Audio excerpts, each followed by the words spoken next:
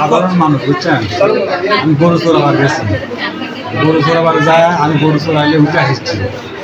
এখন ওরা আমি রোডে তুলতেছি, এর মধ্যে ওরা রোডে এসে মরচেল ভিড়ে দিয়ে, মরচেল ছিল হচ্ছে জ্ঞান সানোয়ার, আর হলো হচ্ছে জ্ঞান রাহেম, আর হলো মতলে করে দুজন হাতে ইয়ে করছে আনছে, আর হচ্ছে সানোয়ার আমার বেরিয়েছে, বুঝতে পারছেন। আমি একা একা তনটি করুন আমি করতে পারছি, আমি তো কোনো গন্ডগোল করিনি, বেতন দেবো।